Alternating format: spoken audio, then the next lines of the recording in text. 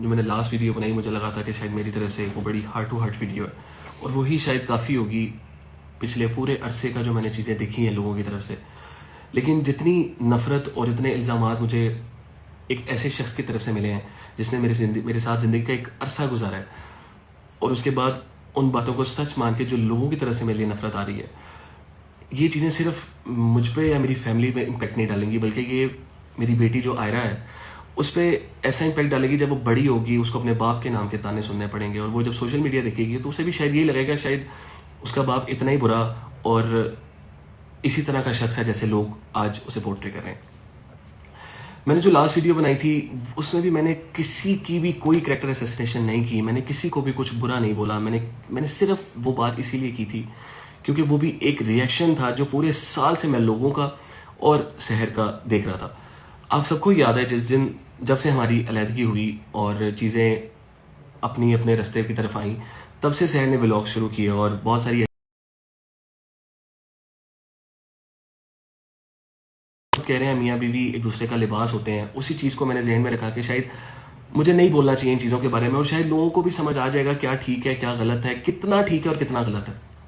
लेकिन पूरा साल मैं सिर्फ यही देखता आ रहा था कि मैं सुकून की नींद नहीं सो सकी, मैं काम नहीं कर सकी, मैं ज़िंदगी में आगे नहीं बढ़ सकी, मुझे मेंटली टॉर्चर किया गया, मुझे ये किया गया वो किया गया। मैं सिर्फ खामोश था कि कहीं ना कहीं आप लोगों ने ज़िंदगी का बहुत ज़्यादा हिस्सा नहीं तो थोड़ा तो हिस्सा देखा है हमारे व्लॉग्स की शेप में, हमारी रील्स, हमारे इंस्टाग्राम कंटेंट, टिकटॉक कंटेंट, हर तरह से आपने हमारी हर चीज़ देखी है। मुझे लगा था शायद लोगों को कहीं ना कहीं से तो यकीन होगा कि शायद कुछ भी हो इतना बुरा तो नहीं हो सकता।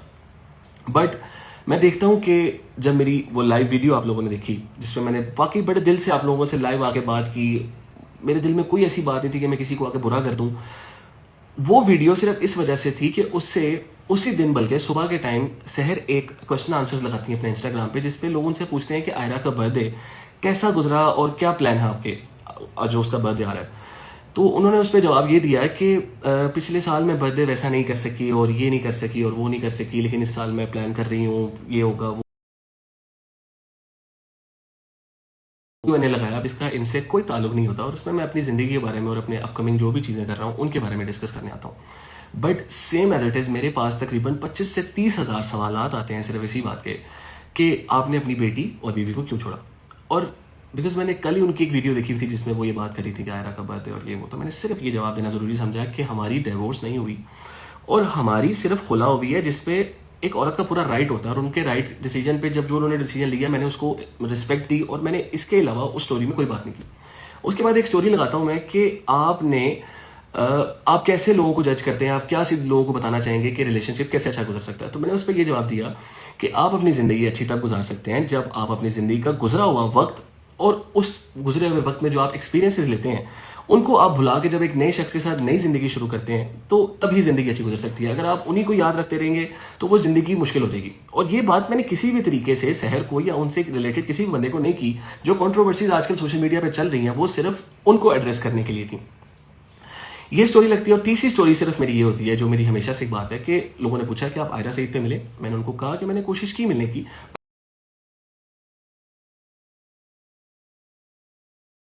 पढ़ना चाह रहे हैं कि नहीं मिलने देना चाह रहे हैं, तो मैं इंशाल्लाह अब लीगल रूट इस्तेमाल करूंगा जो कि मैंने पहले नहीं किया। जस्ट बिकॉज इसलिए कि मैं नहीं चाहता था मेरी बेटी कचहरियों में आके कोर्ट्स में आके ट्रॉमेटाइज हो और मैंने वो चीज़ इसलिए कोर्ट के थ्रू नहीं की और मैं चाह रहा था इन्हीं से कॉन्टैक्ट करके किस तरीके से मैं आयरा से मिल लूँ।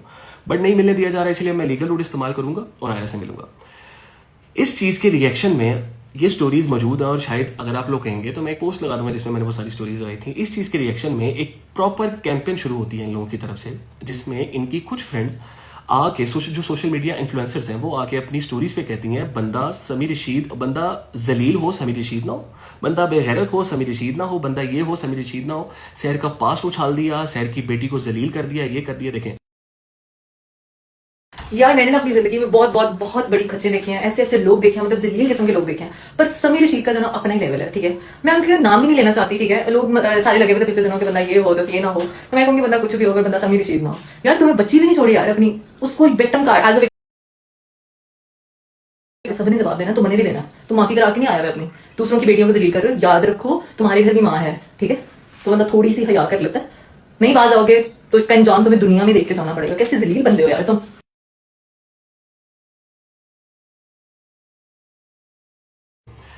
मैंने पूरे 1 साल में जब अपनी बीवी को कुछ नहीं कहा, कोई ऐसी बात नहीं की सोशल मीडिया पे आके लोगों ने कहा शायद गाना आ रहा है समी ये कर रहा है, गाना आ रहा है समी वो कर रहा है। 1 साल पहले जब मेरा गाना खता आता है, तब अगर मुझे कुछ करना होता मैं तब करता, मैं तब इस चीज़ को कैश करता, तब इन चीज़ों पे व्यूज़ लेता। मुझे इन चीज़ों की ज़रूरत नहीं थी। अल्लाह ने मुझे जितनी भी इज्जत देनी थी, जितने भी मेरे काम को इज्जत देनी थी, वो पहले भी दे चुके थे। मुझे नहीं ज़रूरत थी मैं इन चीज़ों को घसीटता। मैंने बहुत एक पॉजिटिव तरीके से बात की, जिसके बदले मुझे इन लोगों ने बेगैरत जलील इनके सब दोस्तों ने स्टोरीज लगा के मेंशन करना शुरू कर दिया।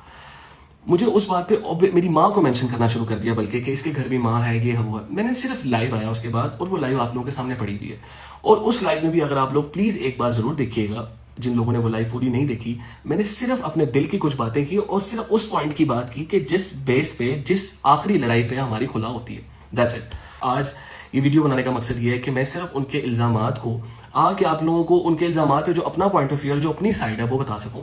फिर उसके बाद आप लोग जज हैं और आप लोग ही सारी चीज़ें करने वाले हैं। जो व्यूअर्स हैं, जो लोग देखने वाले हैं, जो मुझे बुरा भला बोल रहे हैं, वो सुने और देखें और बताएं कि कौन ठीक है, क्या ठीक है और कौन कितना गलत है। पहली बात तो ये है कि मैंने उनकी सक्सेस को कभी डिनाई नहीं किया। मैंने कभी ये नहीं कहा कि वो एक अनसक्सेसफुल वुमेन है या थी। मैंने हमेशा उनकी इस बात की रिस्पेक्ट की है कि वो पहले भी, मुझसे पहले भी फेमस थी, मेरे साथ भी फेमस थी और मेरे बाद भी इंशाल्लाह फेमस ही रहेंगी। लेकिन इसका कतन ये मतलब नहीं है कि ज़िंदगी में उनके अलावा जो भी शख्स है, अगर वो फेमस नहीं है तो वो एक नाकामयाब इंसान है, या वो एक बुरा इंसान है, या वो नफरत के काबिल इंसान है। रिस्क अल्लाह की ज़ात मुकर्रर करती है। इंसान सिर्फ और सिर्फ कोशिश कर सकता है। ऐसा कुछ नहीं था कि शायद मैं जो बहुत ज़रूरियात की चीज़ें थी वो नहीं पूरी कर पाता था। लेकिन मुझे नहीं लगता कि आप जिस शख्स के साथ आपकी शादी हुई हो, आपकी एक बेटी हो, फ़र्ज़ करें अगर उसमें कोई कमी है भी, तो उसकी कमी को दुनिया के सामने उसकी पहचान बना देना, और इतनी नफ़रत, इतनी ज़्यादा अपने दिल से वो चीज़ें निकालना जो कि शायद कभी हुई ही नहीं और जिनका कोई वजूद ही नहीं था। मैंने शादी से पहले इन्हें ना कोई ख्वाब दिखाया, ना कोई झूठ बोला। मेरा बैकग्राउंड क्या था, मैं क्या था, मैंने ज़िंदगी में क्या किया, क्या नहीं किया, इन्हें सब पता था। मैं एक सिंपल सा इंसान था, मेहनत करने वाला इंसान था, मेरे ख्वाब थे, स्ट्रगल था, हर चीज़ जैसे एक लड़का अपनी ज़िंदगी को बनाने के लिए मेहनत करता है, वो सब चीज़ें थी। लेकिन मेरी नीयत साफ़ थी, इसीलिए मैंने इनसे ना कोई झूठ बोला और ना ही कोई भी ऐसी बात की जो मैं पूरी ना कर सकूं। मुझे नहीं पता ज़िंदगी में क्यों इस मौके पे मुझे आके ये सब बयान करना पड़ा है।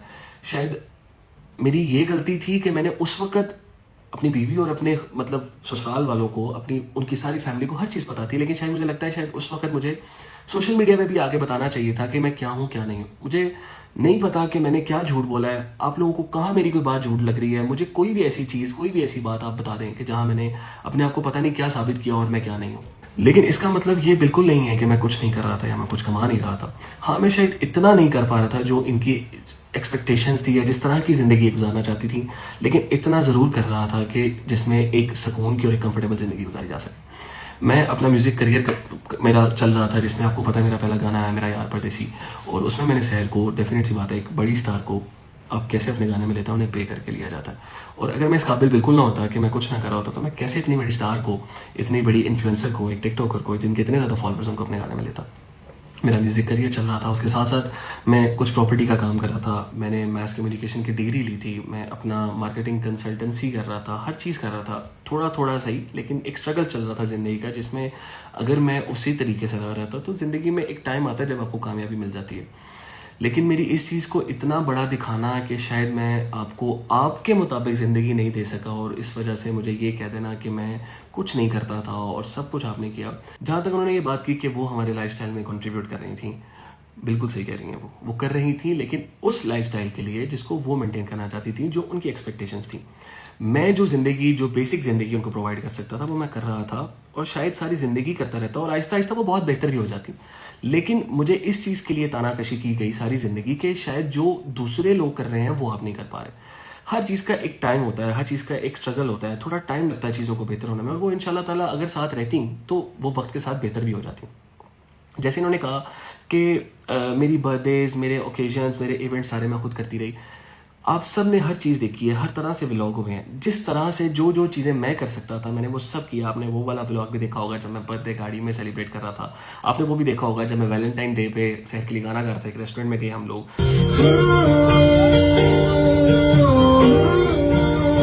लोग, और इस तरह के कई व्लॉग आपने वो भी देखा होगा जब मैंने उनको डॉग गिफ्ट किया।